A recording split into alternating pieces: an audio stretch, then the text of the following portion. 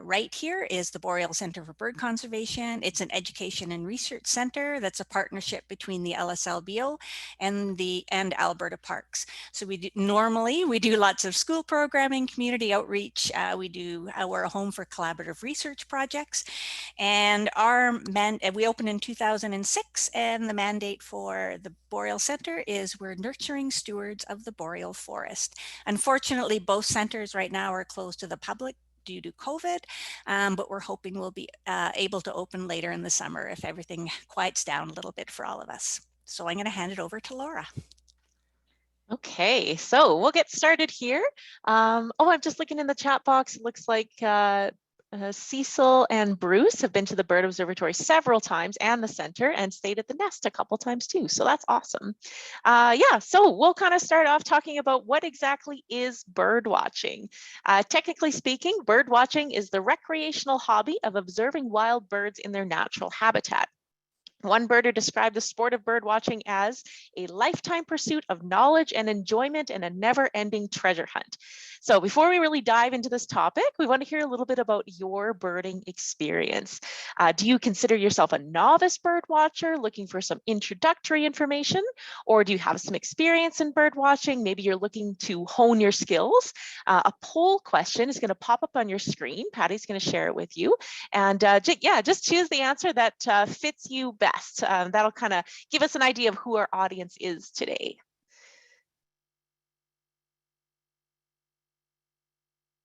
Okay, I see some beginners and intermediates. You can identify some birds by sight and sound, right on. See a few beginners. I enjoy watching birds, but I don't know too much about them, so that's fantastic. Again, mostly beginners and intermediate. That's kind of what we were expecting, right on. Perfect. Excellent. So no experts, but no novices either. So that's very, very good. Awesome. Thank you guys for sharing that with us. To make the poll go away, just click X if it's still on your screen. Yeah, thanks.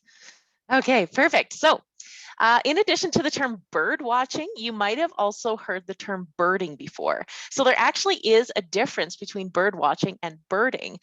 Simply put, bird watchers allow the birds to come to them, while birders actively search for birds, often spending hundreds or even thousands of dollars on travel and professional equipment. So if you have binoculars and enjoy observing birds in your backyard and around your neighborhood, you're most likely a bird watcher. If you can identify birds by sound alone, maybe you keep extensive lists of your observations and spend countless early mornings actively searching for birds in the field, then you are likely a birder. So of course, these are just labels. Being a birder is no better than being a bird watcher, and it's simply enjoying the birds however works for you is totally fine.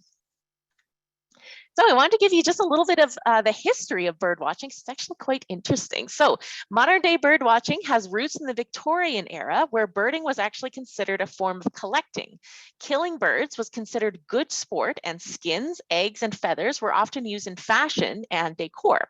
It wasn't until the 19th century when the Audubon Society and the Royal Society for the Protection of Birds were formed to conserve wild bird populations. So these two societies paved the way for recreational bird watching today. In the 20th century, bird watching started to take off as binoculars became more affordable and popular. People could now see the birds in more detail and truly appreciate their colors and forms, causing bird watchers to start becoming more concerned with maintaining wild bird populations. In 1990, the first handbook of birds of the world was published. It was the first and still is the only instance of an entire class of animal being detailed in a single piece of work. Why it's called a handbook is a bit of a mystery, because it is comprised of 16 volumes, none of which would fit into anybody's hand. So birding has only continued to grow as a hobby, especially among young people over the last decade. Backyard birding in particular has grown especially over the past year. In fact, downloads of bird identification apps have spiked in the United States since the beginning of the pandemic, as well as the sale of bird feeders, bird houses, and bird seed. With so many closures and cancellations in our communities due to COVID-19, it's important to remember that nature itself remains open. Not only that, but nature is all around us. So if there was ever a perfect time to slow down and start observing the birds in our own backyards, that time is now, and you've come to the right place. So before we get into why bird watching is such a great pastime for children and adults alike, we want to hear a little bit from you guys again too. So what do you enjoy about watching birds? Or what was the reason that you became interested in bird watching? Basically, tell us why you're here today. We know that we have some intermediates and some beginner birders here, but we're just curious if you could tell us a little bit more about why you find birds so interesting.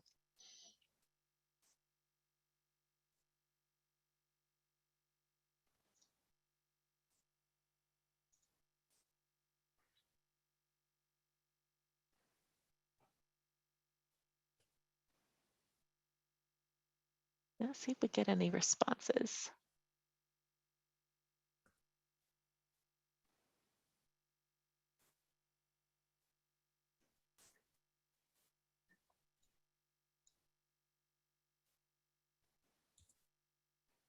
Their colors and their sounds, their behaviors. Right on. Thanks, Barb. Yeah, a grandfather was a naturalist. Yeah, very good. Birds provide a connection with the larger world, their migration patterns. That's really interesting. That's very true. I want to know my neighbors. Yeah, okay, right on. That's cool. That's great. Awesome. Thank you, guys. Yeah, so thank you for sharing your stories. The first reason why everyone should take up bird watching is basically how versatile this activity is. Anyone can watch birds, and you can find them in virtually every habitat at every time of year. Spring is a special time for bird watchers, as migratory songbirds that wintered in the tropics sing their beautiful songs in the boreal forest to establish a territory, find a mate, and to start a family. Cool. Thank you, Wayne, too. I see your response there too. Yeah, looking to know more about warblers and waterbirds. Right on. We'll talk about warblers today for sure. And Christmas bird count in Athabasca. Yeah, right on. And you were hooked. Very, very cool. Awesome. Thanks, guys. All right, so next, bird watching is super inexpensive. There's very little cost associated with taking up bird watching. Although a person can spend thousands of dollars in gear, you really don't have to. Binoculars have advanced so much that even inexpensive models offer excellent quality. And everyone has a smartphone in their pocket these days, which means you already have a camera and a field guide with you at all times. You can go bird watching for free at your house by simply looking outside or going for a walk in a park or natural area as well. Bird watching is incredibly educational. It provides both kids and adults with the opportunity to learn more about the natural world. Unlike mammals that are often secretive, birds are easy to watch as they go about their day-to-day activities. You can watch them preening and feeding their young and engaging in territorial courtship behavior. Bird watching gives us an excuse to get outside and get some exercise. Simply walking around your neighborhood looking for birds is a great low impact form of exercise in any season. Migratory birds are one of the first signs that spring is approaching, and I bet you've started to notice some new species in your area, and we'll give you some tips on how to identify them a little bit later on. Birding gets us out into nature early in the spring to welcome the new season.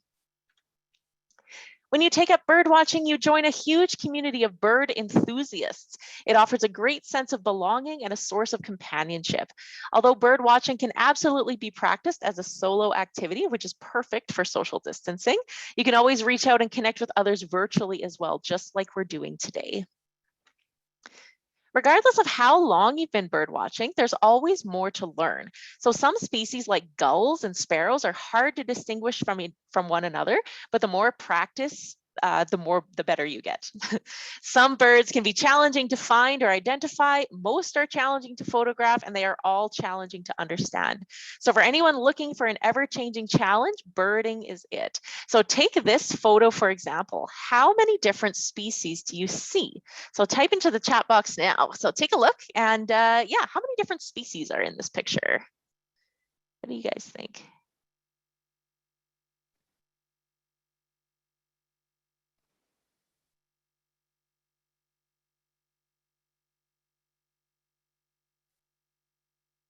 Two. Good. Three. Interesting. Two.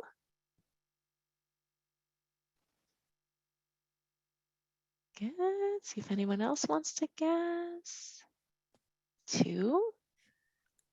Good. If you said 2, you are correct. There are 2 different species of sandpiper in this photo. There are 4 surf birds and a flock of black turnstones. So, right, good job. So if you said 2, yeah, you're correct. Right on. Perfect. So last but not least, bird watching is really exciting. So whether you're young or old, almost everyone can understand the thrill of collecting. Bird watching is like a real life game of Pokemon Go. You got to catch them all. When you take up bird watching, there are literally 10,000 birds to see, which means you will never ever run out. You might be surprised by a species that you've never seen before, or even a new behavior. The new bird could be something common but very elusive, like maybe an owl if you see one, or it could specialize in a remote habitat like a ptarmigan. Even more exciting, you could spot a vagrant if you're really lucky, which is a bird that shows up outside its normal range. So this vagrant Eurasian widgeon was spotted among a group of regular American widgeons spotted in Vancouver. So now that we kind of know how exciting bird watching is, I'm going to hand it back over to Patty, and she's going to give us some tips on how to get started. Thanks, Laura. And I should mention that all of these photos that you're seeing, all of these bird photos, are actually from our former assistant bander, Nicole Criken. They're all her photos that she took during her bird watching adventures. So judging by our poll, most of you are already into bird watching, but just to kind of go through some of the things that you need to have to get started. There actually isn't a lot. The main things that you need are a good pair of binoculars and some type of field guide to help you ID the birds, whether it's a book or an app. And then other optional gear, a good pair of hiking boots, a hat with the brim to keep the sun out of your eyes, especially when you're looking up in the trees. A notebook to record your sightings is really good, and a good backpack to throw everything in, as well as a snack and a water bottle. And that's basically all you need for bird watching. Another suggestion is a camera or your smartphone so that you can take a picture of that mystery bird that you can't ID, and that you can share with other birders later and hopefully solve that mystery or just do some more detective work afterwards. So talking about field guides. So a field guide is a must. So you can get paper copies, or there's lots and lots of apps on your phone that we'll talk about later, or you can get for your phone later. So field guides can have a really wide scope. You can have some that'll be really wide, so it'll be all the birds of North America, or it can be very narrow, like this classic Birds of Alberta that has a smaller area. And if you're just getting to be a beginning birder, doing something with a narrow focus is a good suggestion because it just limits your options and you're not, dealing with a whole bunch of birds that aren't even going to be in your area. So definitely consider a narrower focus if you're starting. No matter what field guide you pick, they're all basically organized the same way. They're organized in families by how they're related to one another. And so every field guide will go through those birds in the same order. So you can pick one up and, zero in on what you need. So they'll be in the order, all field guides will basically start off with your water birds and shorebirds, then raptors and owls and woodpeckers. And at the end is where you'll find all your songbird families like the warblers and sparrows. Just a warning about field guides, especially if you're digging out the old one that belonged to your dad, is birds taxonomy changes as we get a better understanding of genetics. So where they are within the field guides will change sometimes. Species will get lumped and split, and then they'll change the names of birds over time as well. So just a warning if you're using an older field guide. So which field guide should you pick? So there's lots and lots out there and everyone has their personal favorites. Obviously there's a big budget range from 20 something up to $60. So think about how much you want to spend. More importantly, think about the size of the book. That Sibley Bird second edition, it's huge. It has all the birds in North America and weighs a ton. So odds are you're not going to pack that around with you very easily. So consider the size. Think about something a little smaller. Again, the region specific guides are a really good way to get started. So all of these are birds of North America, but most of them also have an edition that's got a narrower focus to pick on. And also consider birding checklists. So if you're traveling to an area that you haven't been before, you can go online and with a local nature group or birding organization, a lot of them will have a checklist. So it'll limit down what birds are potentially there when you go. And so you're not, dealing with a million warblers when there's only 10 that they've seen in that area. So you can go onto the LSLBO website. We've got our own checklist, and we've spotted over 255 different species in Lesser Slave Lake Provincial Park, but it lists all the birds and what's the probability of seeing them, how rare they are or how common. So the other thing that when people are looking at field guides is some field guides have photographs and some field guides have illustrations. And a lot of people have sort of their personal preference. Most beginning birders will naturally gravitate towards the ones with the pretty photographs, but most avid birders will tend to pick the ones that have illustrations. And that's because it's hard with photos to get a lot of times those key features that are important for identifying that species, especially for birds that are more elusive and harder to spot. Getting that perfect photo, colors sometimes are a little off. You know, the lighting, it can be tricky with photos, whereas with illustrations, you can see this is for the hermit thrush, which is one that's commonly not, it's very common in the forest, hard to spot, but it clearly shows that red tail, which is the key identifying feature for that thrush when you're trying to separate it from the Swainson's thrush that looks very similar. So definitely, and the illustrations, obviously, a lot of times they'll show birds in flight and they'll show just lots of different versions of those birds. So regardless of whether you pick a paper field guide or an app, most field guides will have a lot of the same information. Some do a better job than others, and so that's why people tend to pick have a variety of field guides that they like. So you want to pick a field guide that will show the birds in multiple angles. So this one from Sibley shows them in flight and shows them perched. You want to have them showing them different age and sex specific plumages. So young, juvenile, adult, female plumage. Good range maps is really important. And then some information on their natural history. So here you can see their size, what their song is like, what habitat they prefer, and any specific behaviors that to look out for. Most bird watchers like myself will have multiple field guides. Some do better job of, let's say, dealing with warblers or with waterfowl. And then just the formats. Most of our staff like the Sibleys. That's what we use down at our lab, and it's because it does all the different plumages so well. I personally like the National Geographic birds of North America, especially if I'm traveling outside of, Eastern Canada, that kind of thing. And then last but not least, the Birds of Alberta. It is not a technical manual. It's missing a lot of information if you're really wanting to get into birding, but it has great information, especially as an educator. Just, it's like casual reading on learning more cool facts about the birds. So it's just fun to read. So more and more now, people are getting into doing the apps on your phone because they're portable. You always have it with you. And the big difference with apps, it has all of the same information, but it's the songs. Field guides can only describe a song, but on the apps, you can actually hear the songs. And that's a huge, huge tool if you're out there trying to identify a bird. You want to pick an app that has a really good variety of songs. So steer away from some of the cheap ones that only have like a really limited selection of songs. You want one with lots of options for Eastern and Western North America, because bird songs are different depending on where you are sometimes. So make sure you've got a lot of good Western songs within those apps. Just wanted to give a warning about using apps and songs in the field. If you're out in the field and you hear a bird singing, you can play the song and that territorial bird will come in. You can use it to lure birds, but remember, you're actually in some ways distracting that bird from what it should be doing. It's busy trying to raise a family and you're stressing it out. So we really caution people with the apps now. Play the song just a few times to kind of tune your ear in, but don't play it for a long period of time because it's disturbing the birds when you're out there. There's lots of apps out here. This is the Merlin app, which our banders really, that's the one that they really enjoy.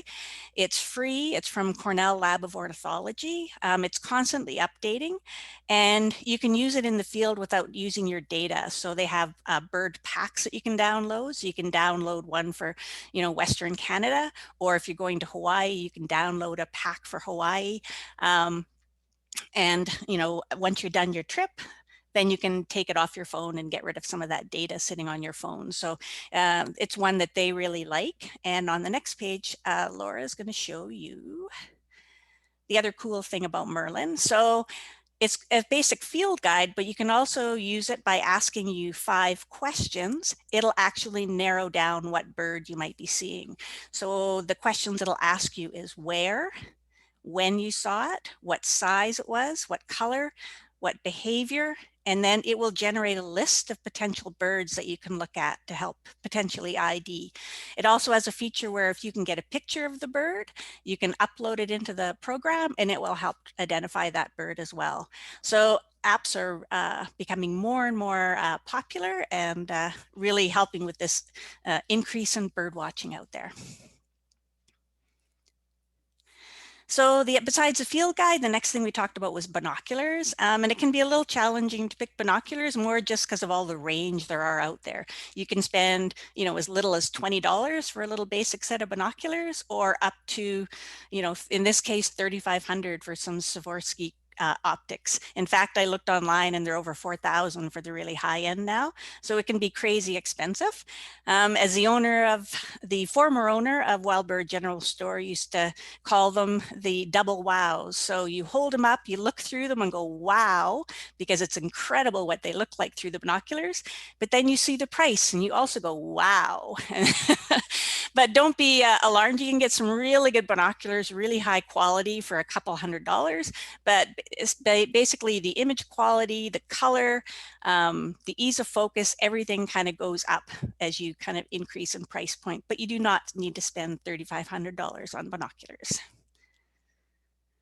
So there's just to kind of do a little tour. Most of you guys are obviously pretty familiar.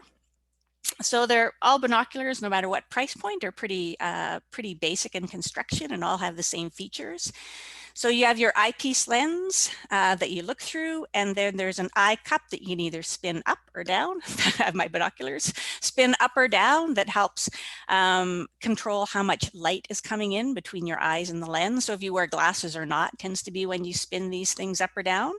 There's an eye strap eyelet, and you just want to make sure it's really strong, because if that breaks on you, those binoculars are going to be really hard to use in the field after that. There is a diopter adjusting ring. So on one of your eyepieces, you'll notice a little adjustment that you can do on focus. And that's so that you can basically custom adjust the focus for your particular eye prescription. So a lot of times it's just a little bit of fine tuning to make sure that everything is nice and crystal clear. After that, you've got the focusing ring, which is the main thing that you're going to do to kind of adjust your focus in and out and focus in on that bird. And last but not least, there's the objective lens, which is the large lens at the end.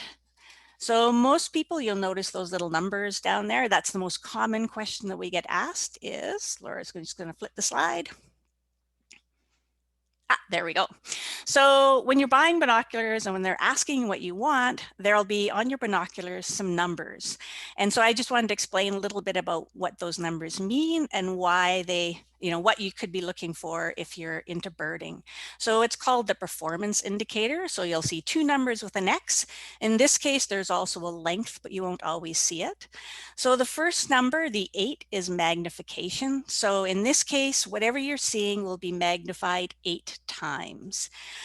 For birding, especially in the bush, that's sort of the ideal magnification that most people are using. These particular set I have are actually a 10, so it's zoomed in a little bit more. You have to be really steady with 10s. They tend to be a little shaky sometimes.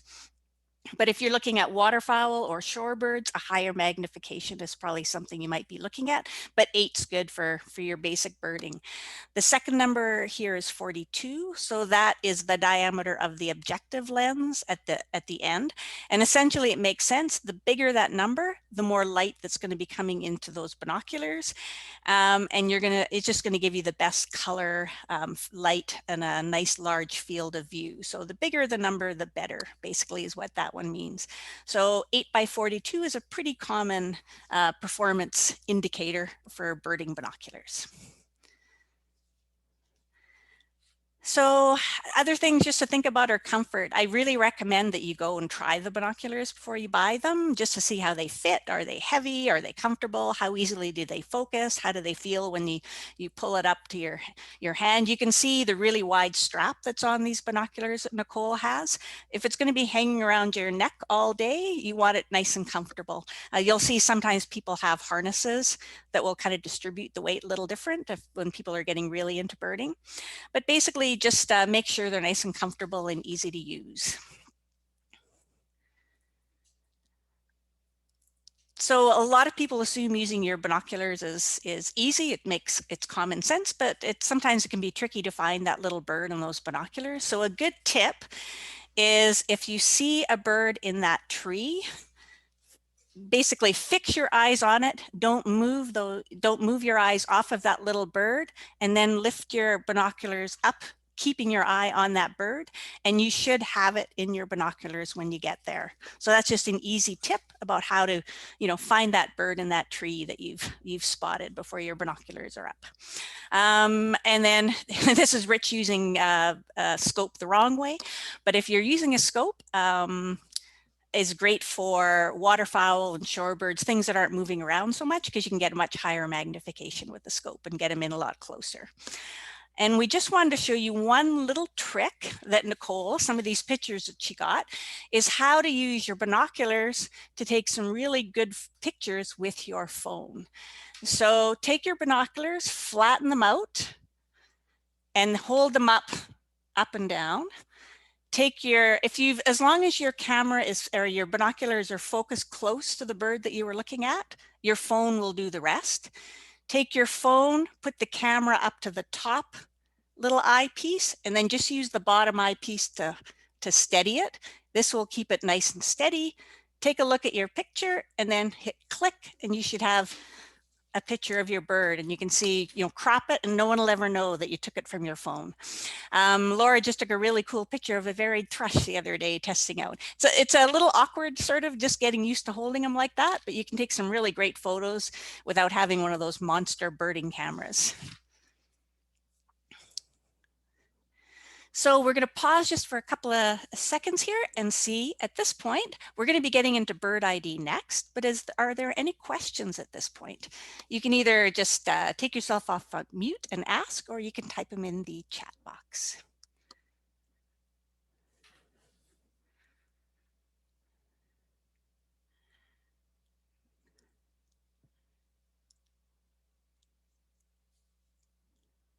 They're either typing slowly or they're very content, Laura. I'm going to put myself on mute and let you go from here. Okay, sounds good. Ooh. Okay, so we're going to get into some ID basics now. So we're going to ask everyone to have your chat open too, because we're going to ask you some questions about what this bird is doing essentially. So if you're lucky, you may only have a few minutes to observe a bird in the field before it goes away. That's not a lot of time to be flipping through the pages of your field guide or trying to look up a species on your phone. Instead, a really good strategy for beginners is to simply look at the bird and make some mental notes about the colors or the body parts that immediately stand out to you. So basically, where is the bird? Maybe what is it doing? So take a look at this bird here. This might be a species that some of you are familiar with already, but if you could type into the chat box, what are the first things that you notice about it? Maybe the colors, maybe it's something that it's doing. What do you guys think?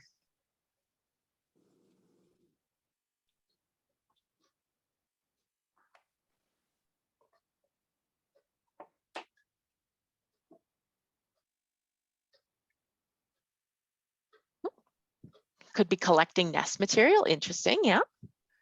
Yes, it's got a red breast. It's got a black eye kind. Yeah. It's upside down. That's a huge thing, right? Looks like it's collecting moss. Yeah, all those things are just making mental notes about this bird. So you can go back to your field guide afterwards once it's flown away and see if you can make an identification that way. So this is a red-breasted nuthatch, and we can often see them. They have a long beak. and some idea about its use. Good, yeah. Awesome, thanks, Sherry. So yeah, this is a red-breasted nuthatch, and we often see them running up and down the trunks of trees. So that is a very distinct thing about nuthatches, is that they're, yeah, we see them running up and down the trunks of trees. So very cool, excellent. So yeah, when you're trying to learn the basics of bird ID, you can break it down into a few general categories that we're going to go through. And those categories are shape, size, color, behavior, habitat, season, and sound.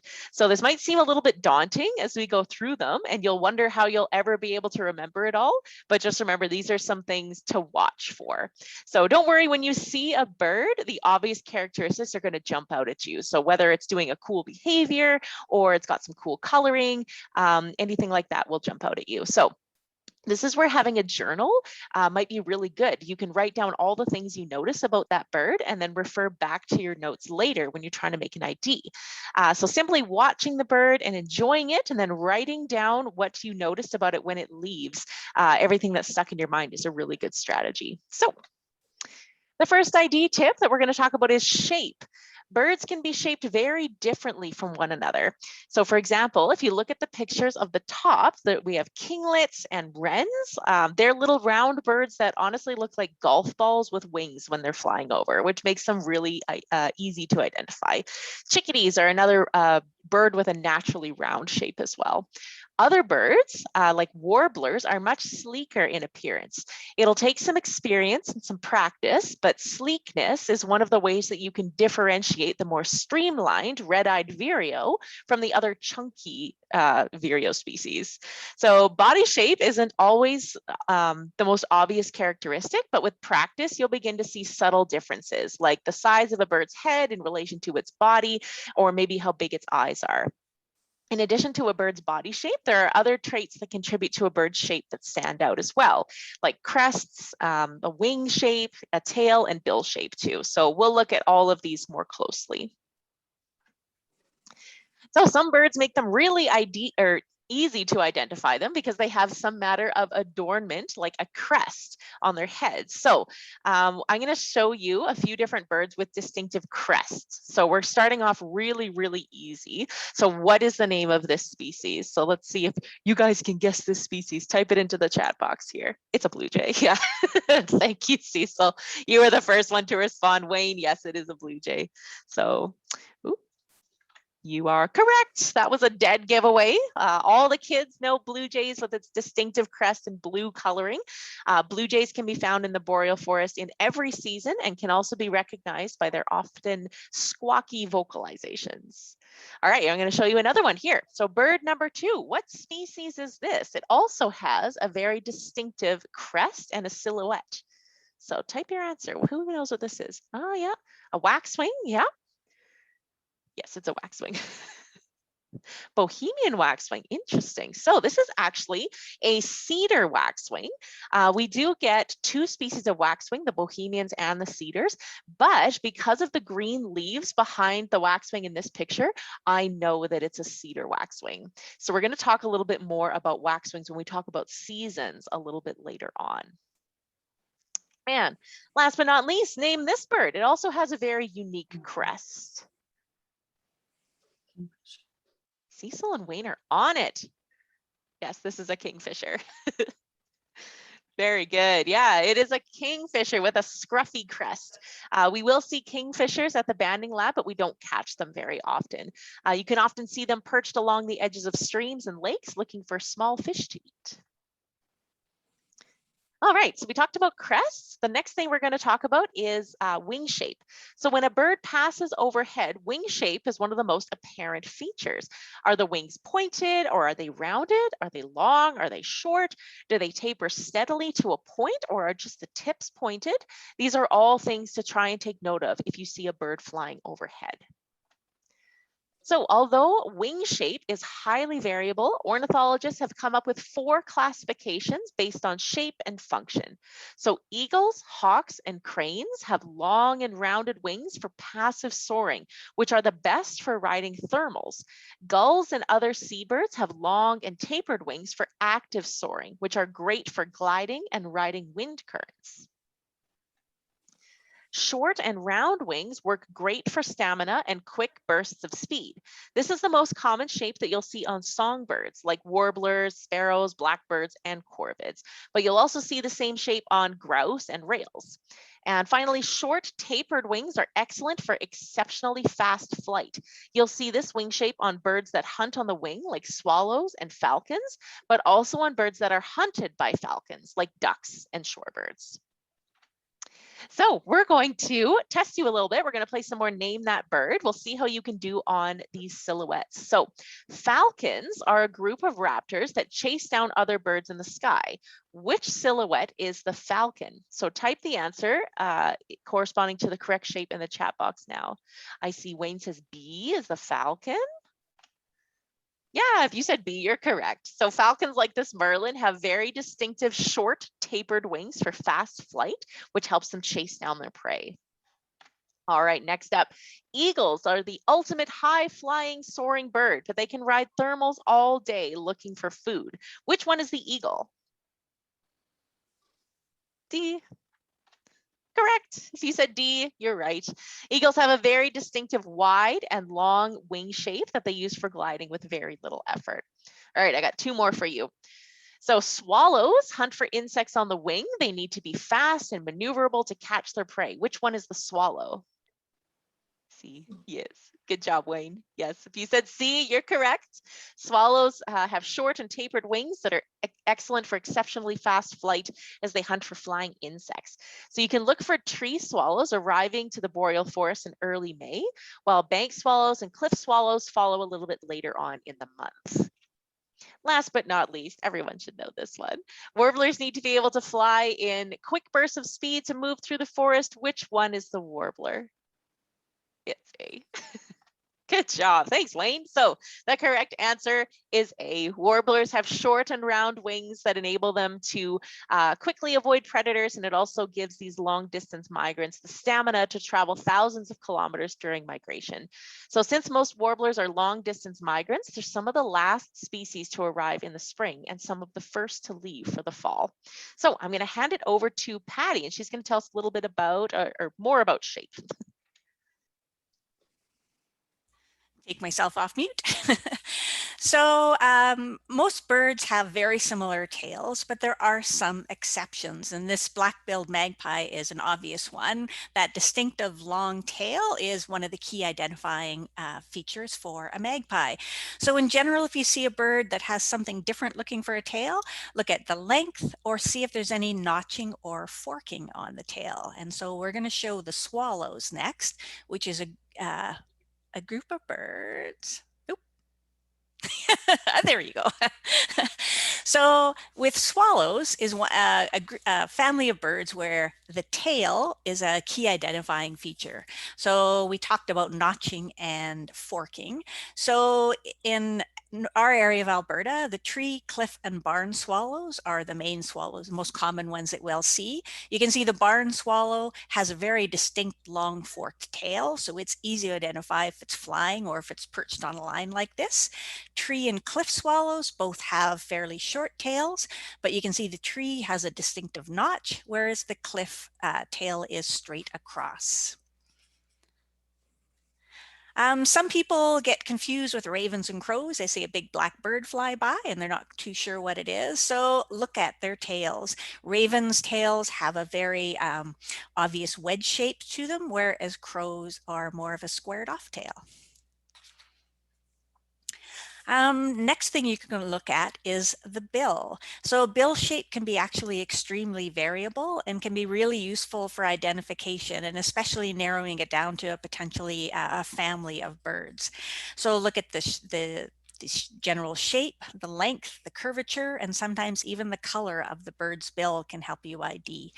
Most families can be identified solely, almost solely by their bill characteristics. For instance, this woodpecker here, there's very few birds that have such a thick, heavy bill like the woodpeckers, and in this case, the northern flicker, which is one of our few migratory woodpecker species.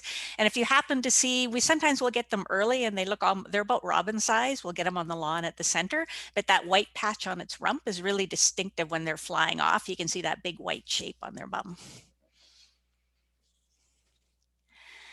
So birds' bills have evolved into so many different shapes because they have adapted over time to the particular food and foraging style that they're after. So by looking at the shape, you can identify what sort of food they likely eat and potentially what family or species it belongs to. So we've got 4 examples here. We got the Tennessee warbler, sharp-shinned hawk, rose-breasted grosbeak, and American tree sparrow. So again, we're going to have you use your chat box. So which of these birds do you think feeds on small insects that it picks off of branches and leaves? So type the letter in of the bird that you think feeds on small insects and that they pick off the branches and leaves. Wayne is in there for A again. We're just going to give him the gold star. We got a couple. Yeah, so warblers have a very delicate beak. They're almost like, think about it as like little tweezers. They're very fine because a lot of their feeding behavior is foraging and picking little insects off of the branches and the leaves. It's very fine, fine, detailed work. So they have a fine, fine, delicate beak. So most warblers, if you see a little bird with that fine beak, you know it's one of the many warblers. So next, which bird do you think feeds on small seeds and insects like beetles? So which one feeds on small seeds and insects like beetles? We've got D. Perfect. So it is the American tree sparrow, or generally all perfect, all the sparrows. So sparrows and chickadees have strong pointed bills that allow them to pick up insects and forage for different things, but it also has the strength to crush seeds. So they're very much a sort of an omni tool for eating lots of different things. Okay, so next, which bird feeds on seeds and nuts? This one's pretty obvious. Definitely C. So the rose-breasted grosbeak, I can tell you this is a female just based on the coloring.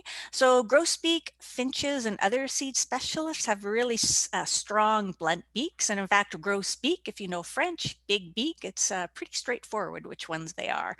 Last but not least, this one's obvious. The bird that hunts on small birds and mammals is the sharp-shinned hawk. And so that distinctive hooked beak is found on all the raptor species. So you see that, you know it's a raptor, and you go from there. So posture can contribute greatly to the overall shape of a bird and can be a key ID tool as well. So here we've got the great blue heron. So in the chat box, I want you to tell me, what are some of the things you notice about its posture? What's distinctive about it? Whether it's standing or flying, what do you notice about it?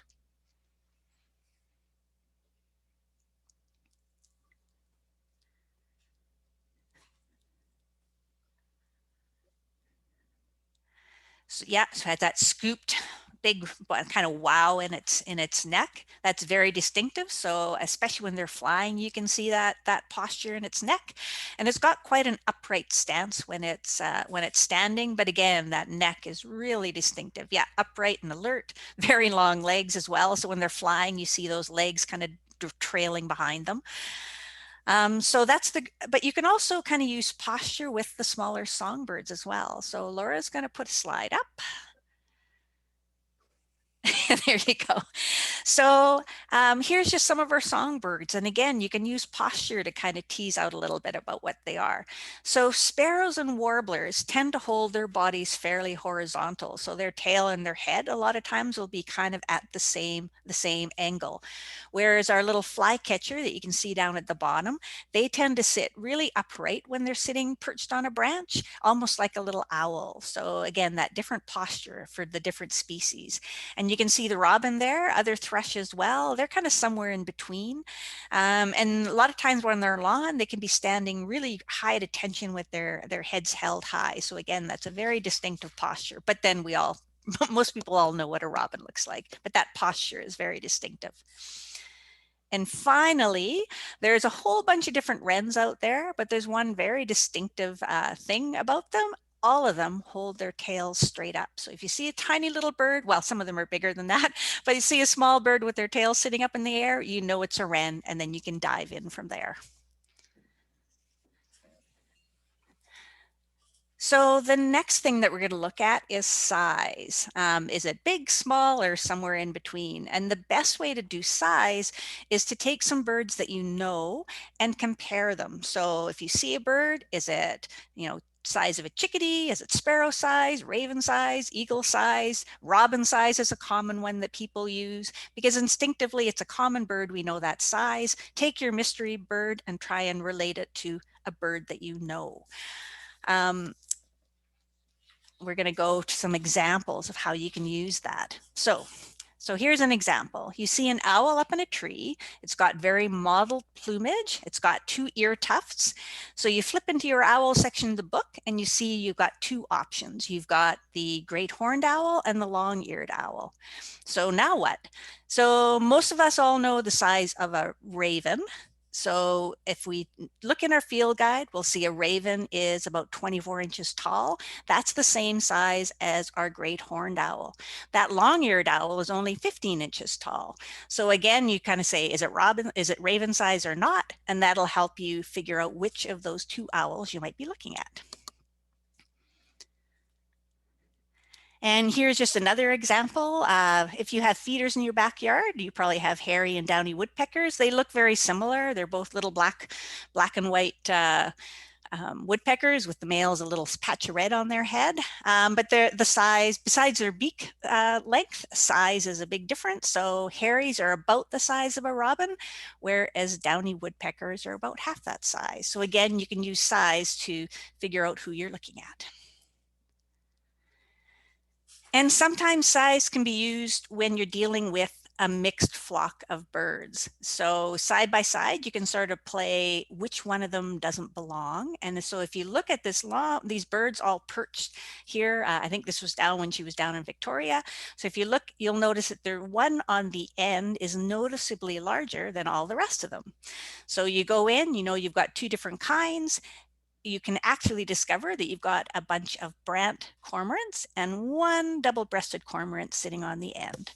And that looking at size is particularly useful if you're looking at shorebirds or a lot of female ducks out on a lake. Looking for differences in size can help you cue into what different species you might have out there. And I think the last one for me in size is just a caution in the raptor family. So hawks, eagles, owls, other birds of prey, males and females the males are noticeably smaller than the females. You can see we've got the same size crosses and lines for both of these sharp-shinned hawks here, just to show you that difference in size. So just be careful. Sometimes people will see a couple of raptors or hawks flying over. Because there's a size difference, they'll think they're 2 different species. It could very well just be a male and a female that you're looking at. Okay, so the next ID tip that we're going to talk about is color. So color is surely the most obvious feature of a bird. From greens and blues and yellows, reds, oranges, pinks, birds are a rainbow of colors. The location of colors on a bird can really, really help you identify them as well. So I think I made this, yes, I have a little laser pointer here. I just want to go through some of the different species on this slide, and you can just see how many colors there are. So we have a sharp-shinned hawk up here. We have a Cape May warbler, a cedar waxwing like we saw earlier, western tanager with that brilliant kind of rose-colored here on their face and a little bit on their chest, and then yellow on their bellies. We have a blackpoll warbler. This one here is a Tennessee warbler. It's quite blue looking in that picture. They are a more slate gray kind of blue color if you see them. We have a kestrel here, a mourning warbler. They have that kind of bib, that dark bib on their chest. A common yellow throat, the name gives it away. They've got a yellow throat. They've got that kind of heavy black mask on as well. We have a rose-breasted grosbeak, again, that the name kind of gives it away. They've got a rose breast on them there. We have a Wilson's warbler, who I really like too. He's got, almost looks like he's got a little toupee on his head. And then of course we've got a blue jay as well. So yeah, lots of different birds there, and all of these you can find at the Lesser Slave Lake Bird Observatory passing through. So Color alone is not a good enough descriptor. You actually do need the pattern of the colors as well. So for the most part, bird coloration is not an endless spectrum of recognizable distinct colors. There are only about a dozen or so shades, but the location and size of those color patches really makes all the difference. So the location, shape, and size of a color patch is generally termed a field mark. So this is where knowing the parts of the bird comes in. You don't necessarily need to know all the technical terms, but having a good general knowledge is important when it comes to picking out field marks. A good field guide will have a picture similar to this one at the beginning, and then a written description of the bird. Sorry, in the written descriptions of the birds, they will say what areas have the distinguishing colors. So we'll look at an example here. These three birds all have a black necklace, a black mask, and a bluish sort of gray back. Using the chat box, can you name some other field marks that you would use to tell them apart? How would you describe these birds to make them different from one another? What do you guys think?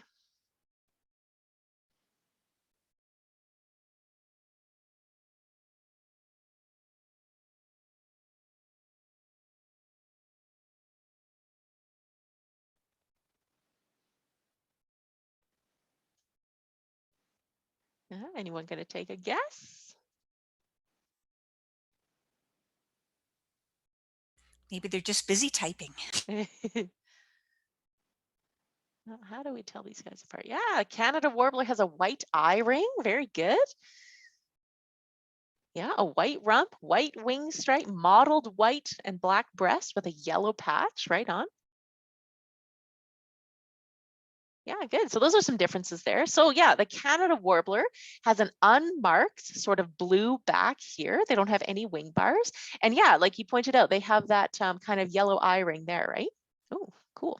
The Magnolia warbler has a really heavily streaked back, and its wings are boldly patterned with white and black.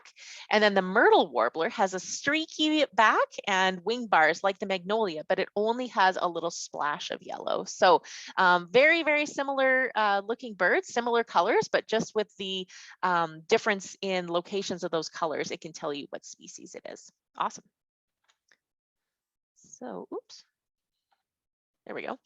Other distinct field marks that can help you identify a bird are wing bars. So at first glance, the warbling vireo and the yellow-bellied flycatcher look very similar, but the vireo has completely unmarked wings, and the flycatcher has prominent wing bars.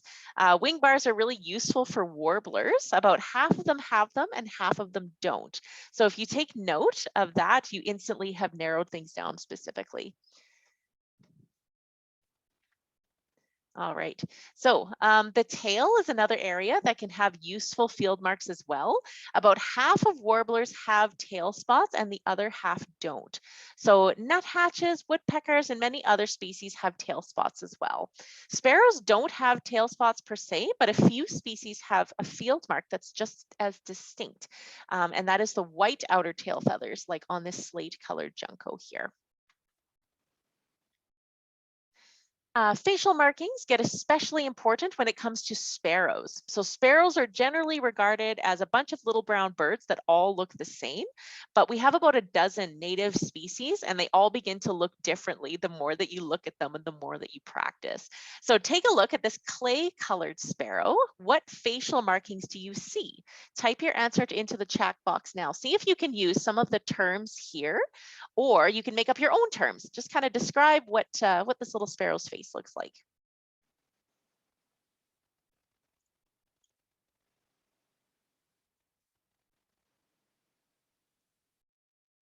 Now, what do you guys think?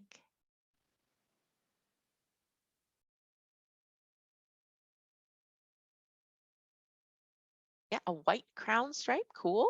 Thanks, Sarah.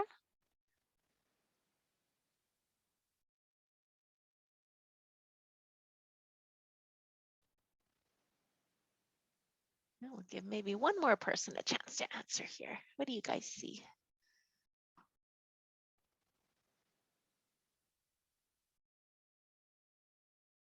Oh, a black or a brown and black eye stripe. Yeah, right on. So they have a white crown stripe, a black and a brown lateral crown stripe, a light brown eye stripe, a dark brown mustachial stripe. And yeah, that's great. Awesome. Good job. Okay, cool. So when you're looking at the color of a bird, look for how many colors there are, the size of the patches of color, and where they're located. So don't be afraid to use informal terms like a bib, a hood, a crown, a mask, or an eye stripe, whatever is easiest for you to remember. So the common goldeneye is really distinct. They have that white cheek patch just right underneath their eye. The blue-headed vireo, they have a gray hood and white spectacles here, so that's pretty distinctive. The swamp sparrow has this sort of reddish brown cap, and then the black and white warbler has a black eye stripe as well. All right, so our next major category to look at is behavior. So although not every bird will have a noteworthy behavior, some do, and these behaviors can be really, really specific, and they can definitely help you narrow down what bird you're looking at. So what I'm gonna do is I'm going to stop sharing this presentation, and I'm going to share my screen, and I'm going to show you a couple little different videos about some different bird behaviors. Just give me 1 second here. Oop. Sorry, oh, there we go. Beautiful. So now I'm going to share my screen. Okay. So the first bird we're going to look at, this is an oven bird here. And so a lot of birds actually walk. You've noticed that, I'm sure you've noticed that a lot of birds hop, but a select few species like the oven bird and Connecticut warbler actually walk like chickens with a few hops thrown in there. So hopefully that's coming through for you, okay? You can see that little oven bird sort of walking through the forest. I'll play it one more time just to make sure. Yeah, so we got that little oven bird there with his walking. The next one I'm going to show you is a palm warbler that is a tail wagger here. So when you watch these guys, watch as his tail kind of bobs up and down there.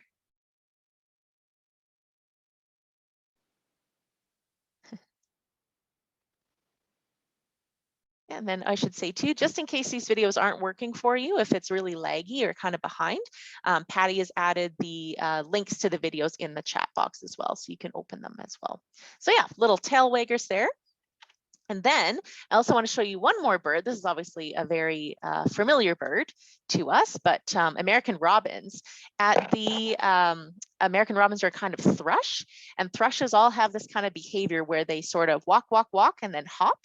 A lot of woodland thrush move on the ground like this, whether it's through the bush or in a field. We often see lots of American robins just outside the Boreal Center here on the field in the summertime. And they're really, really distinctive because they have that kind of hop, hop, hop and stop kind of behavior there. So that can help you identify members of the thrush family. Okay. All right, there's our robin. So now I'm going to bring the slides back up. Stop sharing. Sorry, bear with me. Okay, behavior. Next point we're going to talk about is habitat. Oh, my apologies. Hang on, friends. Habitat. Sorry, folks. There we go. Beautiful. So there are lots of different species of bird that look quite similar, but they live in totally different habitats. So your field guide is going to tell you things like this. If you've narrowed the bird that you're seeing just down to a couple species, then you can look at what sort of habitat you're in and what kind of habitat the suspected species prefers. So this could be the clincher. For example, at a brief glance, this black-poll warbler and black and white warbler look very similar, but the black-poll warbler prefers bogs and coniferous forests, where the black and white warbler prefers deciduous woodlands. So just a note on habitat as well. During migration, birds can be found in most habitats. The breeding habitat is just during the summer breeding season as well. So some birds, some species of bird have completely different plumages in the summer and the winter.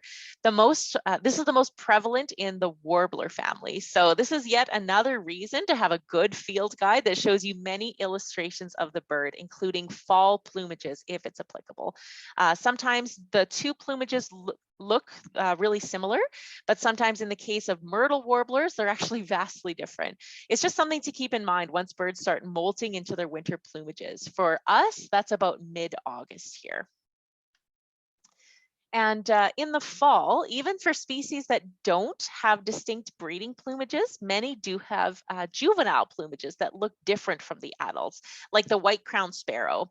It's almost unfair. So birding is difficult as it is. And then when you factor in the differences in between summer and winter plumages, adults and juveniles, males and females, some birds have 4 or more distinct plumages to recall.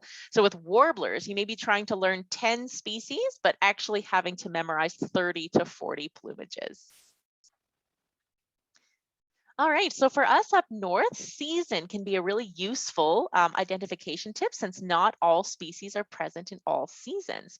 So once again, this is something your field guide will tell you. So for example, red poles and snow buntings are only around in the wintertime. All of our native sparrows and warblers are only here in the summer. There are also species that are only present during the migration window of early spring and late fall. Birds like fox sparrow, gray-cheeked thrush, Wilson's warbler, orange-crowned warbler, and many more. So a perfect example is waxwings. So we mentioned waxwings a little bit earlier when we were talking about the crest adornment. If you don't know what type of waxwing you're looking at, just look at the calendar. So for us in the Slave Lake area here, cedar waxwings are only here in the summer, and Bohemian waxwings are present in the winter with absolutely no overlap. So Bohemian waxwings have kind of a reddish undertail and more red on their face than cedar waxwings, which often have a yellow belly. So for us out at the banding lab, if we see a waxwing and there's leaves on the trees, essentially, it is a cedar waxwing. All right, so I'm going to hand it back over to Patty. She's going to tell us a little bit about sound. I'm going to wake my phone up at the same time. So we're going to get a little multimedia here. So we've been talking a lot about what a bird looks like up till this point, but identifying a bird by sound is actually really rewarding, but it's also challenging, but definitely recommended. Up here in the boreal forest, once those leaves come out in the summer, it can be extremely almost impossible to spot some of these tiny little birds up in the trees. But during breeding season, the males are singing to defend their territory and attract a mate. And each species has its own distinctive song. So if you learn the song, those birds are essentially telling you who they are out there. So learning those bird songs is basically what'll get you from being a bird watcher up into being a birder. And if you get to the point where you're learning calls and chips and chirps, then you're way above Laura and I at that point. Many people get discouraged when they try and learn, take up birding by ear because it can be really difficult. But don't give up. We'll give you some tips, and the big thing is just practice, practice, practice. It can be incredibly rewarding, and it'll make your birding adventures much more successful. One of the things we recommend is if you're out there and you hear a bird singing, try and see it visually. To hear it and to see it at the same time helps it kind of stick in your brain a little better, and will help you learn those songs as well. And the other thing is start learning bird songs now. The birds are sort of trickling in and the forest is slowly coming alive with songs right now. And so you've got less to hear and less to learn. They'll start adding more and more different species over the month of May and then into early June. By that point, there'll be songs everywhere and it'll be much more challenging. So start kind of figuring out and trying to learn some of those songs now. So what I'm going to do is I'm going to show you some tricks on or tips on how to learn some bird songs. So if you're an educator, or teacher, you know about mnemonics. So it's basically any kind of learning device that helps aid you to remember something. And with birds, we use mnemonics in a couple of different ways. So many people will come up with a phrase that sounds like the song, or it might associate the song with something else that it sounds like. And you'll see those descriptions in your field guides. Um, but a lot of cases, make up your own kind of words or phrase that'll mean something to you. And I'm going to show, Laura's going to be showing you an example here of the black and white warbler. And there's two different versions of the mnemonic. So the first one is, we can put words into it that go weeza, weeza, weeza. So that's the words, but we also can say what it sounds like. Some people say it sounds like a squeaky wheel. So Laura's going to play a video, and I want you to hear if you can hear the wheeza wheeza squeaky wheel. Yeah. Oh.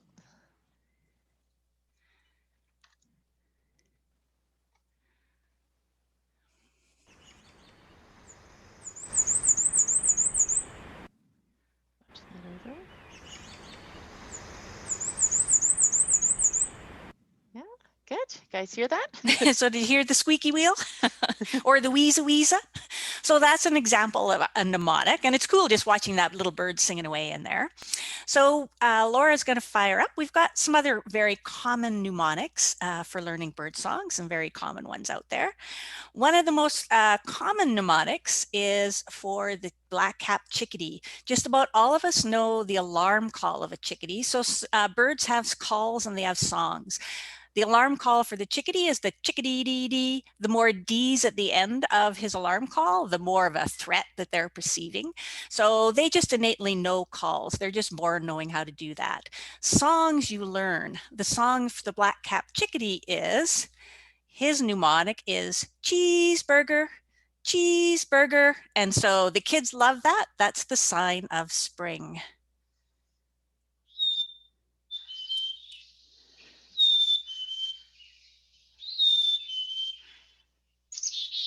And there's his little alarm call at the end. So cheeseburger, it's easy to remember our little chickadee. And some people don't even realize a chickadee singing that little song there. So the next one we have is actually a very loud one. It's the ovenbird, and that was the little one that you saw walking. Somebody asked why they're called ovenbirds. It's because they're a ground nester, and they actually make a domed nest that looks like one of those old, Dutch oven kind of things. So that's how they get their name. And I always say to the kids that ovenbirds love school because their song is teacher, teacher, teacher, teacher, teacher, and it gets louder and louder. Because they're spend most of the time down on the ground, their songs are lower pitched and really strong because they have to travel through all that vegetation. So let's see if you can hear our little ovenbird going teacher, teacher.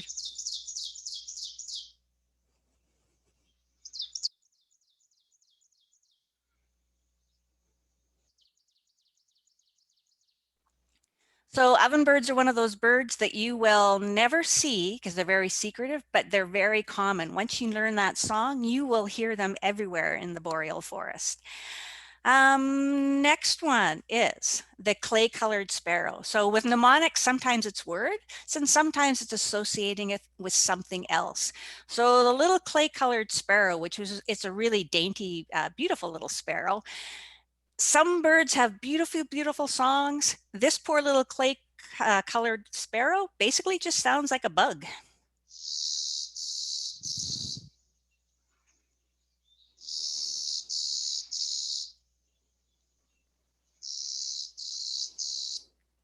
So there's wide diversity. So you'll never put words to the bzz, bzz. Well, I guess you could, I just did.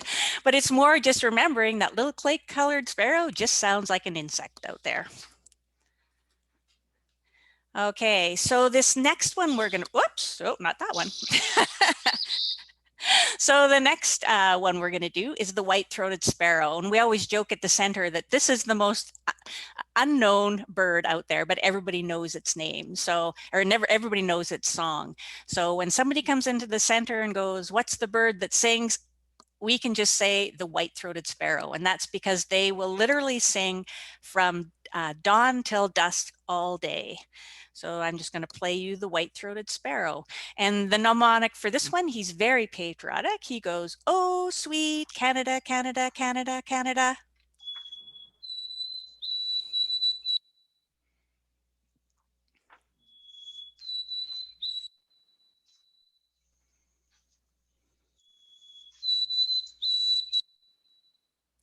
I know you guys have heard that guy before. So very common, and you hear it all over the place. Again, he's got a very strong song because they also like to spend lots of time kind of down foraging on the ground. So warblers are actually very appropriately named, that family, because most of their songs are just kind of warbling all over the place. Sometimes they can be really hard to distinguish. But the yellow warbler actually has quite a fairly recognizable song. So think about that beautiful yellow warbler. He's quite vain and has a bit of an ego, and he likes to sing, "Sweet, sweet, I'm so sweet," or "Sweet, sweet, I'm a sweetie." Oh, let's just find him.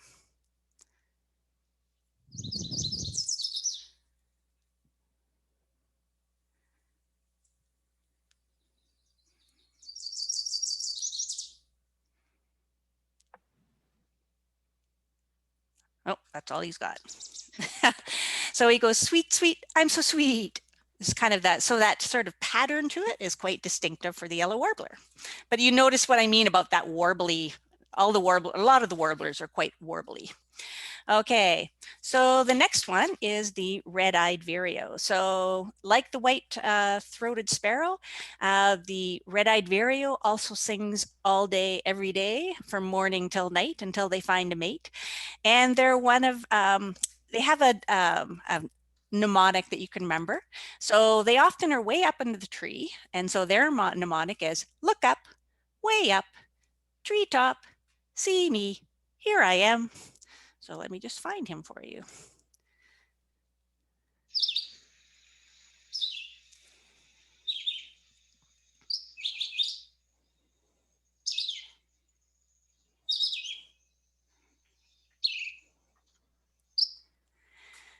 So you'll notice it sounds almost robin-like, but it's really short little phrases. "Look up, way up, treetop." It doesn't matter what words you use. You're just kind of mimicking that bird.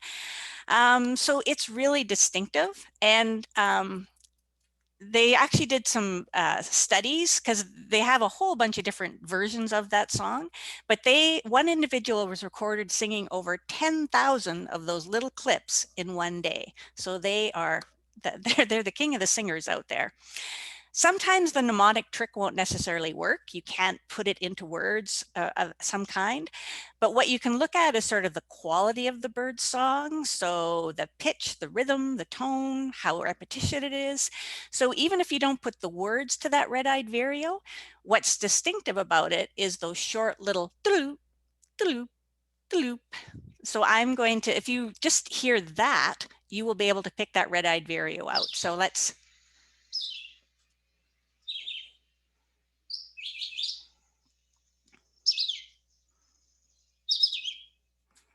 So just kind of think, like I say, it's sort of that essence of what that song is that you might remember.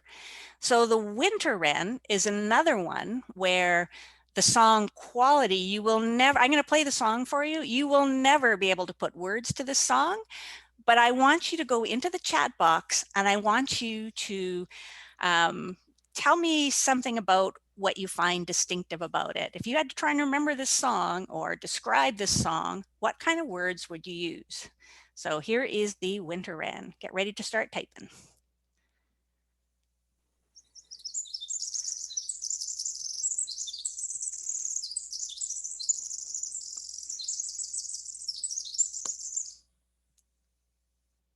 So how would you describe them?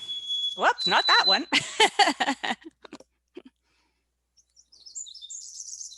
Chittery, I've got. Rapid tempo. Rapid chatter, constantly. It is very light and cheery and very high pitched. So, it's again, whoops. be quiet. So everyone's got their own description of what's going to stick in your mind. But for me, what I go is, I can't believe that much song can come out of this tiny little bird. So whenever I hear this crazy cacophony of sound, I know it's this tiny, tiny little winter wren. So for me, that's my learning trick for that one. Okay, so sometimes birds will look very similar, and the only way you can tell them apart is from their songs. And the overly grayish flycatchers are a group of birds where song can, they have easy songs to remember and can help you identify who they are. So the first one is the eastern phoebe. So phoebes, they also have a distinctive behavior. Remember that palm warbler that liked to bob his tail? The eastern phoebes, when they're perched, will also wag their tail. So that's something distinguishing. They also have a totally black beak, which is a way to identify them as well.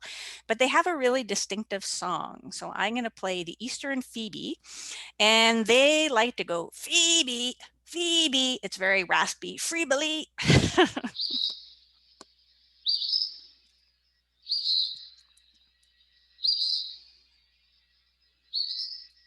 So they're essentially saying their name, Phoebe, Phoebe. So they're easy to remember.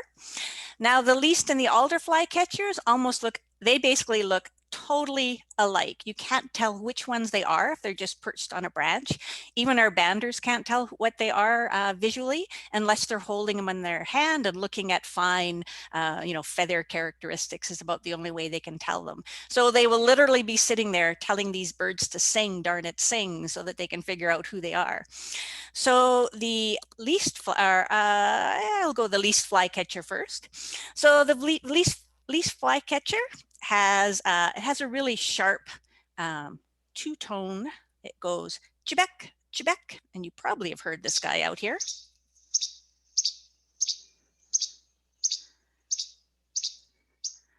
Normally they're not quite that close together, but it's pretty basic little chibek, chibek. The alder flycatcher looks exactly the same, but he actually, we joke that it's Dad's favorite bird. He likes to call out, free beer, free beer.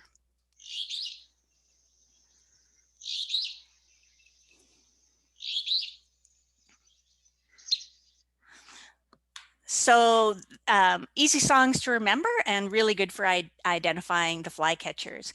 Just a cool fact about flycatchers. I'd said earlier that most birds learn their songs. The tyrant flycatchers or the North American flycatchers, they're actually born knowing their song. Maybe that's why their songs are so simple. And the other thing is most birds, it's the males that sing. With the least flycatchers, the females will actually sing as well. So some cool facts. Most important thing about learning songs is practice, practice, practice. And there's also lots of variety in songs. So just when you think you have a song figured out, you discover that there's regional dialects. Birds in the East sound different than birds in the West. There's practice songs. There's lots of different things that birds do. So it's basically lifelong learning. But one tip that I do is whenever I'm on a walk, even it's in the forest, even it's from the parking lot up to the Boreal Center, I always pause and I do like a bird song scavenger hunt in my head. I'll just sit here and listen to how many different birds I can identify. And because it's that same habitat, a lot of times it's the same birds all the time, but it's really, it's honing my skills. But then I can pick out the one that doesn't belong. I can pick out the new neighbor, and then I can go off and discover that blue-headed vireo that wasn't there before. So it's lots of fun, and it's also a challenge. So I'm going to give it back to Laura. Okay. So I think we're running a little bit long here, so I think we're just going to save questions till the end, if that's okay with you guys. Yeah, perfect. So now that we've got the basics of bird identification, it's time to find some birds. So although birds are everywhere, finding them does still present a challenge at times. One of the best strategies is to to find birds is to find their habitat and then sit and be quiet and wait. Find a comfy spot in the forest near a stream or against a tree. When you first arrive in an area, birds will generally go quiet. Once they have determined that you are not a threat, they will go about their activities once again and allow you to observe them. So just remember to be patient and wait is definitely the best strategy. At the bird observatory, our banders stand in one location basically all day and they watch the bush and the sky and they listen.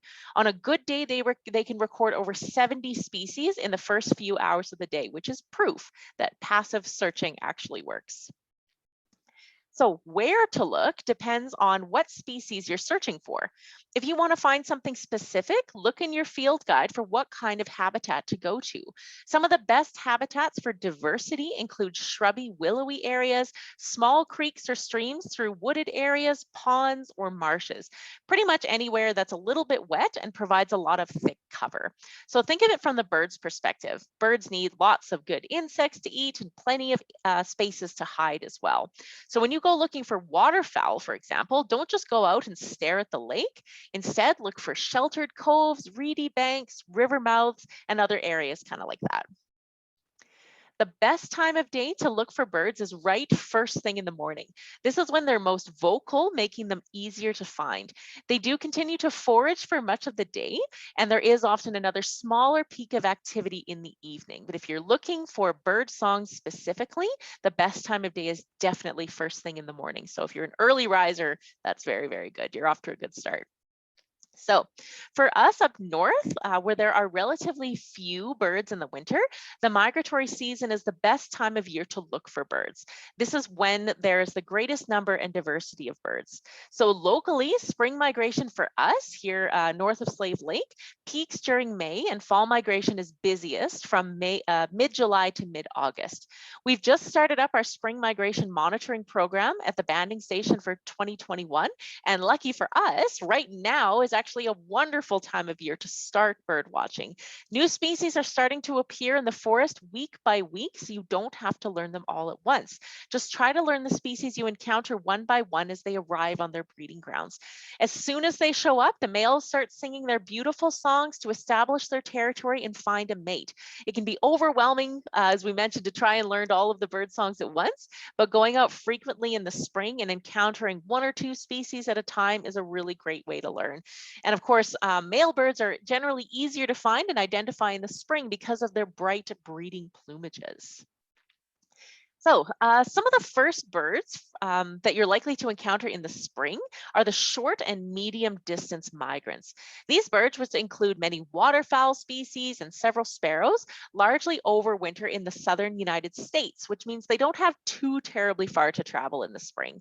They're also dietary generalists. They'll find lots of different food to eat, even if the snow isn't completely melted when they arrive. One species you are likely to see foraging on the ground early in April are dark-eyed juncos. So these little birds are quite easy to identify from their dark gray head and back, their white belly, and their pink bill. Yeah, there's our junco there. So Sorry. The time of year can also help you distinguish between species that look very similar. This trick can be useful to help you identify sparrows early on in the spring. The American tree sparrow, this one here, is often the first to arrive in late April, while peak migration for other sparrows like the chipping sparrow or clay-colored sparrow often doesn't occur until the end of May. So that means if you see a sparrow with kind of a reddish-brown head in the forest in mid-April, there's a very good chance that it's an American tree sparrow. Most warblers are long distance migrants, overwintering as far as South America, so most won't start showing up in large numbers until the end of May or even early June. So there are a few exceptions. The myrtle warbler with his black eye mask and his yellow rump right here. These guys are some of our earlier migrants, and they're actually one of our top 10 banded species at the Bird Observatory. And this year, they actually made their first appearance at the banding lab on April 26th this year, which is pretty cool. Orange-crowned warblers also start arriving in late April, and they've traveled from their overwintering sites in Florida and northern Mexico. Although it's really hard to tell, they do have a concealed patch of orange feathers right on the top of their head, which gives them that name, orange-crowned warblers. warbler. You might be able to see just a hint of orange in that picture there. And of course, one of the sure signs of spring sure signs that spring is right around the corner is when robins start showing up. So we often observe them migrating by the thousands at the Bird Observatory in April. So moving on from April, in early May, the beginning of May is when the geese turn from a trickle into a flood. On a busy morning, we can spot as many as 20,000 geese migrating overhead. White-throated sparrows, identified by their clean breast, their white chin, and that yellow pop of color above their beak, they start singing their "Oh, Sweet Canada, Canada, Canada" song that we heard earlier. And that song will be heard throughout the forest all summer long. Local breeders like the Western Tanager and the Swainson's thrush begin to arrive as well, also filling the forest with their beautiful songs. And more warblers start showing up as well, including the Tennessee warbler with his grayish blue head and no wing bars that you can see here. And then of course the yellow warbler as well, aptly named yellow warbler with his sort of orangish streaking on his belly as well. All right, so getting into late May, pelicans are often moving through the area and can be observed swimming in Lesser Slave Lake. Although our data collection at the laboratory is focused on songbird migration, we do observe several species at the Bird Observatory, and interestingly, pelicans were actually spotted this year at the Banning Lab also on April 26th, so just last week rather. New warbler species continue arriving almost daily, and we often see common yellowthroats, red-eyed vireo, and magnolia warblers start to trickle in and make their first appearance in late May. During the last week of May, we see peak migration numbers for several species, including the black and white warbler, chipping sparrow, and clay-colored sparrow as well. So notice the dark bill and the black eye stripe on the chipping sparrow, which can help you distinguish it from the clay-colored sparrow, who's just a little bit lighter overall. By the first week of June, the first American robins have fledged from their nests, and we can see Canada geese swimming with their goslings already. While some families are well underway, there are still new species arriving. The last of the long distance migrants begin making their appearance. So one of the most notable ones here is the Canada warbler. It's one of the last birds to arrive on their breeding grounds from overwintering sites as far south as Peru. So since they have such a long way to travel, they are one of the last species to arrive and one of the first species to start their fall migratory journeys as well. If you spot a Canada warbler, you're actually quite lucky since they're only in our forest for such a short time. They can be identified by their slate gray back, their yellow belly, and then that black necklace on their chest as well. Peak spring migration dates can also be observed for mourning warblers and red-eyed vireos, as well as the occasional ruby-throated hummingbird if you're really lucky to. So by the time spring migration monitoring wraps up in mid-June, the last of the last warblers and flycatchers have arrived. Although the forest is bursting with song and territorial activity at this point, the season won't last for long. By midsummer, the symphony of song begins to cease and the forest starts to go quiet after the birds have found their mates, they've built their nests, and their nestlings start to fledge. So make sure to get out there and enjoy the season while you can. And now is a perfect time. All right, so as we're going along, if you're feeling overwhelmed by some of the songbird ID in the forest, a really great place to start could be identifying ducks. Ducks can be one of the most rewarding families to learn to birdwatch on. Ducks are really great because they tend to just float out on the water, and they give you a lot of time to really look at them and pick out their field marks so you can identify them. We have about 15 species, and most are pretty easy to identify in the Slave Lake area, at least for breeding males, because they're in their plumages, right? So watch for more and more species arriving as the ice continues to break up on lakes, ponds, and streams. So perhaps one of the most obvious places to start bird watching is in your own backyard. That way you can just sit inside and observe the birds without the risk of scaring them off. The best way to attract as many species as possible is to put out a variety of different food for birds. Most birds will come for sunflower seeds. Peanuts are good for attracting blue jays, chickadees, and woodpeckers as well. Finches will happily eat Niger seeds, and suet is especially popular with many species in the wintertime. So just remember, if you do put out food for birds, make sure you're cleaning your feeders regularly, especially in the summer. Birds don't want to eat spoiled food off of a dirty plate any more than you or me. I don't want to eat food off a dirty plate. And if they do, they can actually become sick as well. So you may attract more animals to your yard than just birds if you start feeding birds as well. So expect maybe deer or some other animals too. So just keep that in mind as well. Even better than bird feeders to attract birds to your yard is to simply make your yard more attractive to birds. If you can plant a lot of native shrubs and fruiting trees, that will help attract birds to come to your yard. Maybe you can put up some houses, and never underestimate the draw of a bird bath or a fountain. Birds absolutely love running water, and many species that won't partake in any form of feed will happily stop by for a bath or a drink. Especially in the wintertime, a heated bird bath will have the birds loving you. So I want to talk a little bit about pishing. Many birders use pishing as a way to attract birds when they are out in the field. Pishing is essentially making a psh, psh, psh, psh sound over and over again in an area where the birds are. No one quite knows for sure how pishing works, but it does elicit a territorial response from birds. It agitates them and makes them come closer to you to assess what kind of threat you are. However, sitting still and letting the birds forget you are there and come to you tends to be a much better strategy. If you just sit and wait, kind of that passive searching again, birds will behave more normally, and you will generally have a more rewarding experience than if you're trying to attract them by pishing. Patience is how you will observe behaviors and really, really superbly camouflaged individual birds as well. All right, so finally, talking about pishing, I'd just like to finish off with a few points on the ethics of birding. Most of these are probably pretty common sense to you, but it never hurts to mention them as well. So first and foremost, make sure that you're being respectful of the birds and their environment while keeping them safe. Again, patience is key to when observing birds. The most rewarding experiences will likely happen when you allow the birds to come to you instead of playing audio lures, spotlighting them, following them, or otherwise harassing them in order to get a good look.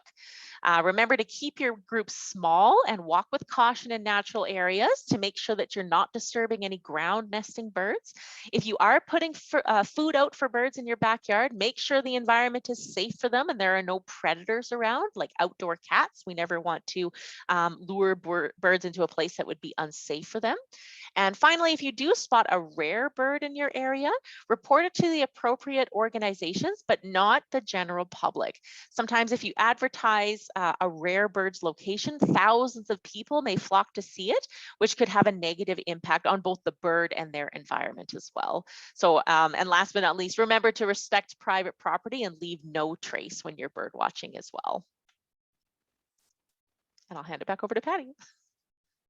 Thanks. I just wanted to comment, Wayne just did a posting that on CBC Sunday Magazine, there's actually been studying that the song of the white-throated sparrow is actually changing and actually changing very quickly.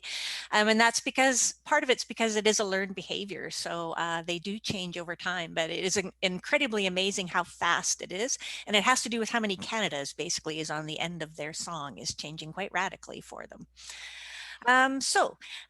Although birding is considered pretty solitary, a guy out there with your binoculars looking for birds, there's actually a very social community with birders. And so even though we've got COVID going on, there's lots of opportunities to kind of share with other birders out there.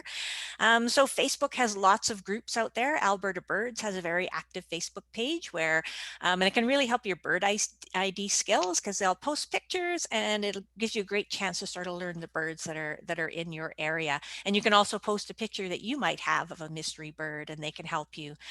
eBird is a great resource, and you can also look on their local birding hotspots and see what kind of birds are being spotted if you're going to be going to an area. And they actually have real-time migration maps that are being created by all the data that's being entered, so you can actually see different species and kind of where they are in migration and when they should be hitting Athabasca. iNaturalist is another citizen science site where you can upload pictures of your mystery birds and people can help you identify them. And finally, if you're looking for a place to learn more and brush up your skills, Cornell Lab of Ornithology has some amazing online resources. You can do online courses and quizzes and games and really brush up your skills, especially midwinter as you're getting ready for spring. So there's lots and lots of options out there, and lots of things to engage in. Just quickly want to thank our funders that help with our migration monitoring programs and help support the work that we do. And is that our last slide there, Laura? That's it. I think That's so. the last one. Perfect. I just wanted to also thank Laura for all her help on this project, Sachi for sliding in. I am assuming she's here now to help answer any questions we might have. And actually, thank you for your interest in birds and for bearing with us as we went a little late here today. So at this point, Laura's going to unshare her slide and unshare her screen, and you guys can put your cameras on if you like and ask if you have any questions that you would like to ask. I know that was a lot of information we sent you, provided you.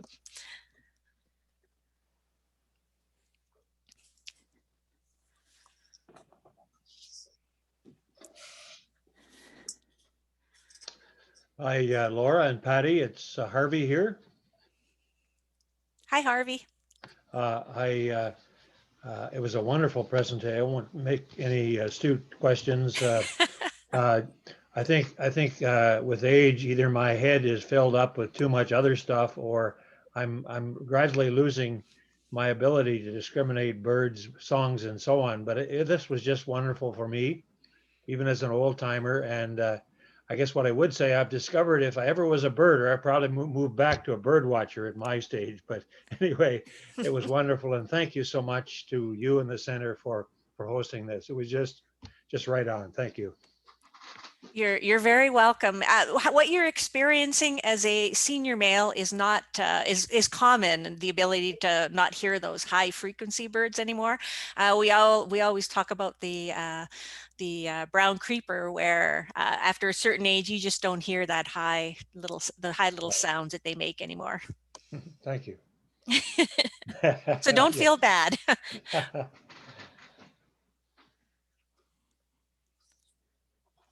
I loved it. Yes, Thanks. Thank you, Sarah. Yes. On behalf of Crooked Creek Conservancy of Athabasca, I'd just like to say thank you so much, because that was a wonderful presentation and answered lots of questions for me. I consider myself a beginner, and this is an opportunity to be able to identify, and lots of resources too. So thank you very much, Patty, Laura. I don't know if there's other questions or not, but I wanted to get that in. Thank you very much. The nice thing about birding and bird watching, it is a lifelong, lifelong hobby. I mean, you start and you can do it for the rest of your life. So it's pretty, and lots of, and always learning something new, I think. So. Sure. Wayne Brio here. On behalf of Science Outreach, I'd also like to thank you for the presentation. We participate in the Christmas bird count and a summer butterfly count, but we missed the return of the warblers and that sort of thing. Some of us have promised to go to the Lac La Biche spring count, but we've never somehow made it. And part of the reason is every year I say, well, I'm going to have to practice up a bit first, and I never do that. Like some of the warblers, I guess I personally have issues with songs for some of the warblers. I find them tricky. So I'm really good at identifying them in like Sachi's hand, but out in the forest, some of them I have a hard time with.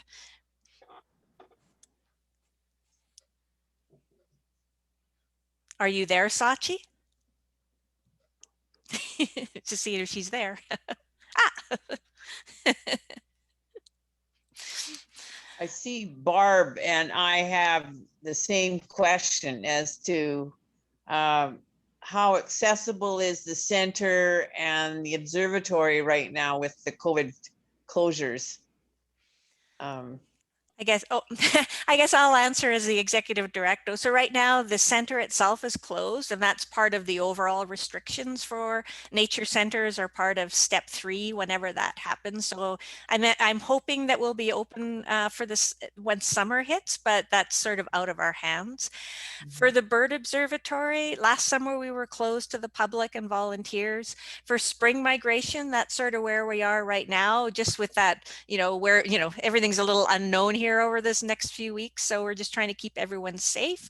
And then if things settle down, we might be able to do something different for, well, it's fall migration, but that basically starts, early July. So hopefully we might be able to do some COVID safe programming once we hit fall migration, is my hope.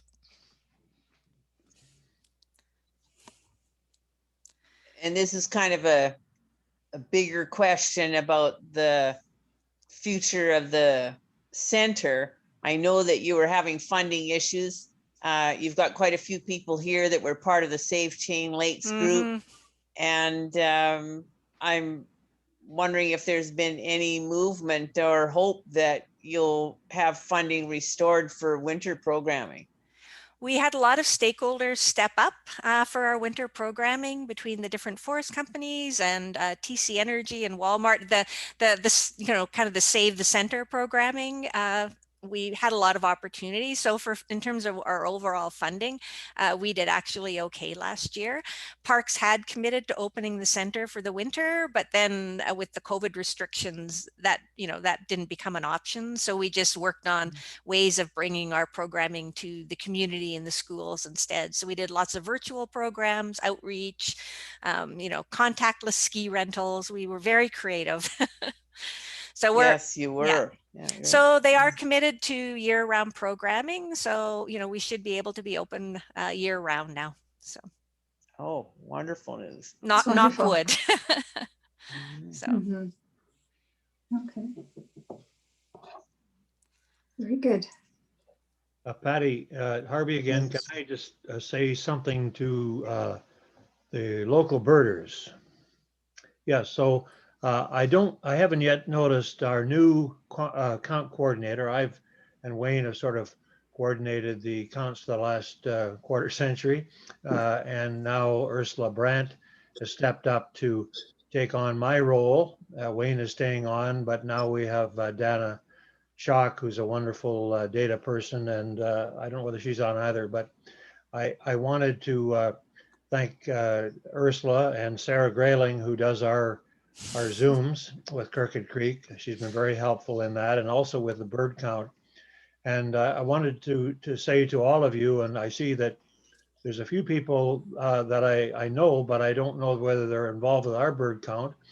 Every year, December the 27th, we have a bird count here, and it's been wonderfully expanded and successful this last winter because of COVID. Again, we had lots of takers, new people who were excited and stepped up, and that was terrific. So if you are at all interested, keep in touch. We had expected to have another Zoom meeting for all of the Christmas bird count people. We had some questions to ask of them, and so far we haven't been able to tie down Bird Studies Canada with sort of to articulate the options we might have with our circle. But so I suspect we won't have that now because we're getting into gardening and other things. But we have quite an extensive email list now, and you'll probably hear from us from Sarah or from Ursula or others, and to seek your input on some of these things. And again, thank all of you who have participated in our counts in the past. And it's great to see some young new people stepping up to take on our count. And thank you to those people. And again, thanks to Patty and Laura and Sachi for inspiring us. It was really, really inspiring to me. Thank you very much. Yeah. You're very welcome. And if I could add to Harvey's talk, Science Outreach tends to do the advertising for our bird count and various other joint activities. So in case you've never been to scienceoutreach.ab.ca, you should go there often. We do posters that we put up around town and in the local area for the bird count. But if you go to the website, you can always also find it there. And we have a Facebook site as well. So I'm actually just going to pop in, and we made poor Sachi come here after her long field day that started, I don't know what time she starts in the morning right now.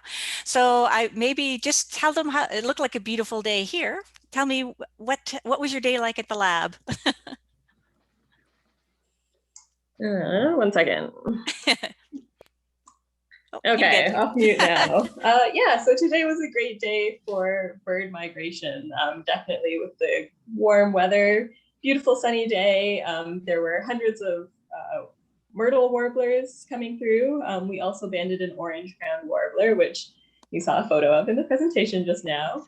Hundreds of robins are coming through, so just big flocks of them flying north now, along with a lot of blackbird species, which are quite difficult to tell apart often, but we'll see. We saw some common grackles, some red-winged blackbirds. There could have been some brewer's blackbirds in there as well, but those are kind of a tricky one when they're just flying past very quickly.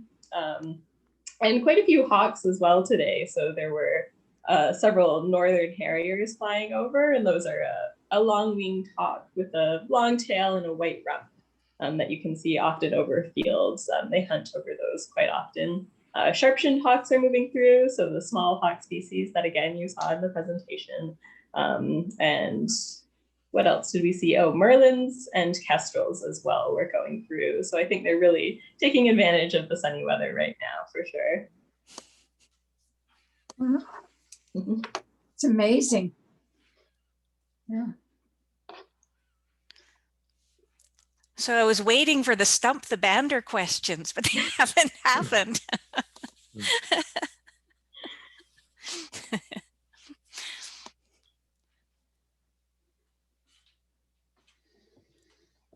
Thank you for that, Sachi. Yeah. I was curious. Yes, I thank wanted you to so hear much. about your day. I know that's Yeah. one of the things I miss the most during COVID, to be honest, is being able to spend as much time down at the lab. And it's kind of their own, we got, like, we call it the bander bubble going on right now. So we have our safe little banders working away, and we know they're doing fun stuff and we miss them. Okay. Yes, I've always just loved going out and just taking a little walk with the banders and seeing what they do in the lab and measuring, and that's always been a really fun part. So I'm missing that. Some of us also miss the pancake breakfast. I know our board misses that. That's the highlight of their year, is doing pancakes and burgers.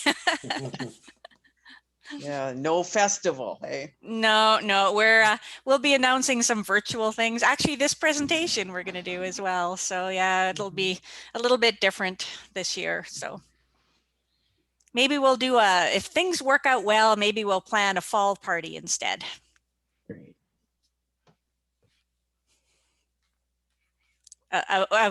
We made it through COVID party, maybe. Yes. I will share. Sounds like a plan. Yeah. I was just thinking if science outreach here might like just take a walk in Muskeg Creek someday to identify what we're hearing. I know last May, June, I actually just took a videotape as I walked the whole trail, and there was never a moment of silence. There was always bird song. Mm-hmm.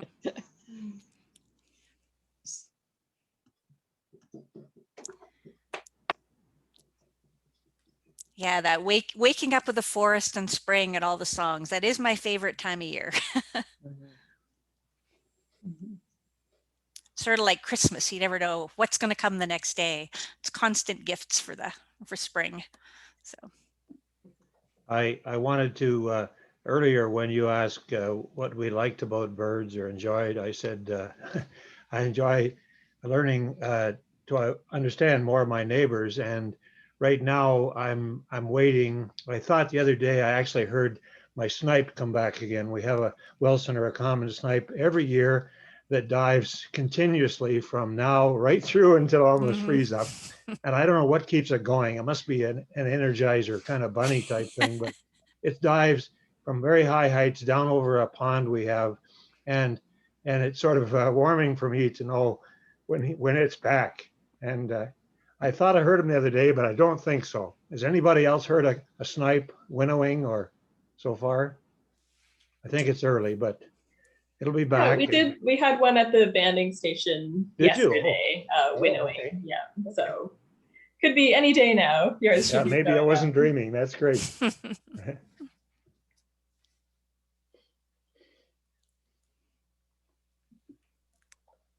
Well, I'm going to go take a walk outside. I was going to say, now you See should what all I be can see inspired. in here. Yes, Yeah. definitely. Thank Thank you you. so much. Thank Yes. you for Thank you. spending your Sunday here with us. Thank you. Thank you It's so a real much. pleasure. Go out and hear some birds. Thanks, Patty. Thank you. Bye for now. Bye. Hi, Patty. Bye. Bye. Bye. And I just wanted That's to right. let you know, I don't want to keep you because I know this is wonderful. You know me as Sherry. I'm the one who was hoping to try to get some funding for a number of yeah. activities, and we were looking at seeing if we could seeing if we could actually rent out a space at your the Lesser Slave Boreal the observatory. So I guess, as you know, we're a hot spot and you're not. Yes, we're doing okay. Yeah. So we don't know if that's going to change. And just a quick update. I'm not trying to take anybody else's thunder, am I? I'm just worried that there's somebody else who has a question for you. I hope I'm not. There is a few people on here. Rosemary's here. And okay. So the Come Walk With Us has to be suspended because they're not able to have the COVID restrictions aligned with their program, because they're walking across BC, Alberta, Saskatchewan. So they're going to postpone it. Okay. Okay. We can touch Great. base if it kicks in again. Yeah. Next year. Well, it's nice putting a face to you, Sherry. Thank you. Oh, well, thank you. Thank you so much. I really appreciate Laura as well. Thank you all again. Bye. Bye. Thank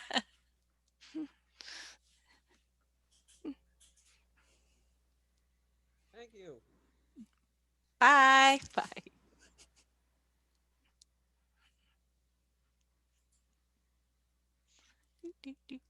Oh, there's she.